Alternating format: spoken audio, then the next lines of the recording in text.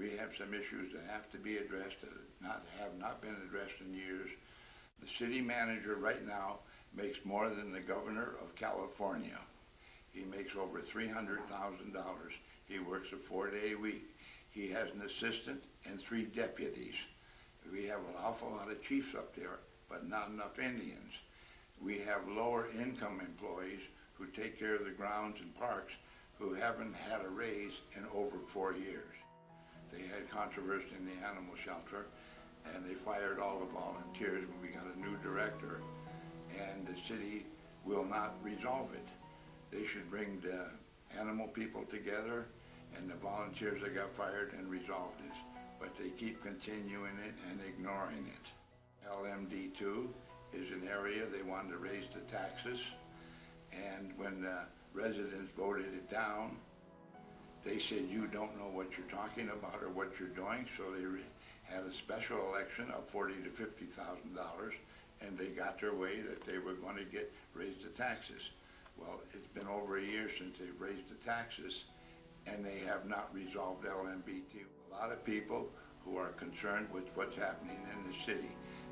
I think that as a mayor, I know how to balance a budget, I know how to run a business, and I know when you have too much help or you don't have enough help.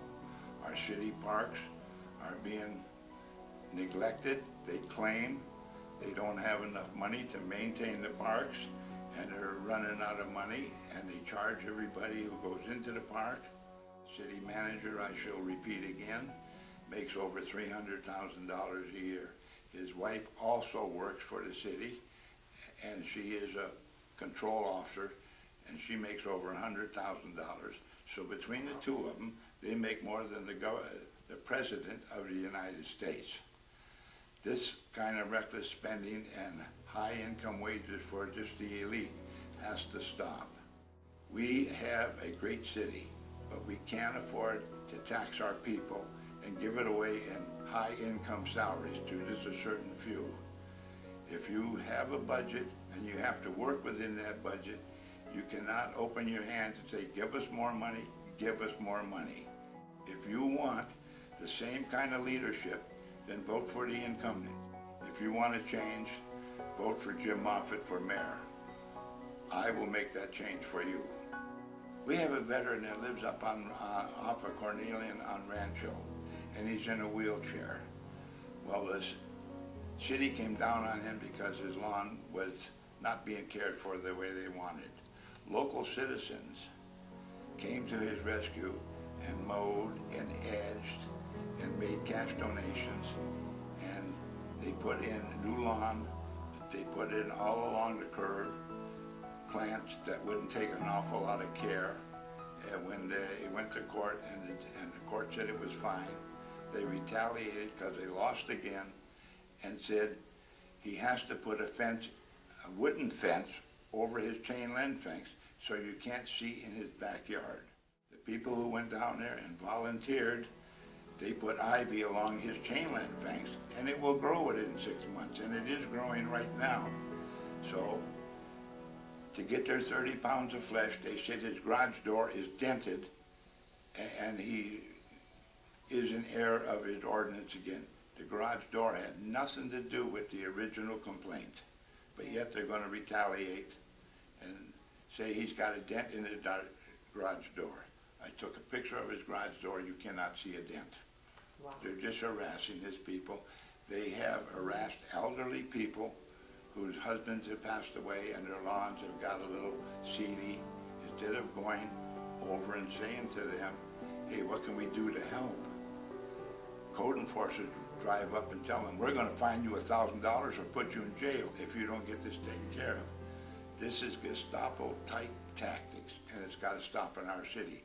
Where is our neighborly love for each other? Where do we help each other? Not try and put them in jail or fine them where they can't afford it.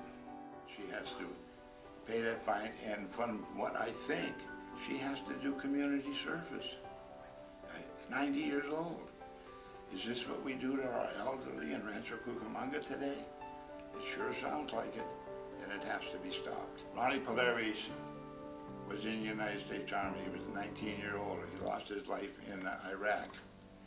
He had a gold star banner on Haven. Well, his parents would go there and his relatives and put little flags around it. Without consulting the family, they just went there and took down the monument and said it was a traffic hazard. I went there and I took pictures of it, which I have, and they have about 6 little flags around the light pole, and they had a sign on a tree on private property, and I went to those people and asked if they were concerned. They said no, it didn't bother them at all. But yet, they went there. Here's a young man who served his country and gave his life at 19 years old, a graduate from Altaloma High School. And when Councilman Bill Alexander and myself and Bill Hanlon went and stood up for his family, they said we were grandstanding. We've got to change a way to control salaries.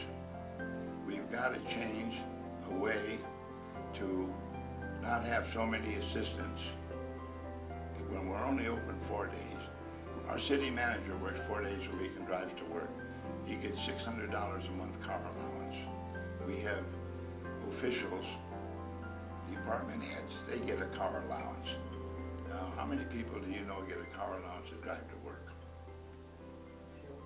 We do in Rancho Cucamonga, and we also, our city council gets $200 or $300 a car allowance. That's ridiculous. When you run for office and you want to serve the city and the people, you shouldn't charge them. When like I said, I'm going to run for office. I'm going to pay my own way. I am taking no donations because of the fact that I will be not obligated to any special interest. I will be there to serve the people. I will have an open door policy, and if you want to get hold of me, I will be available.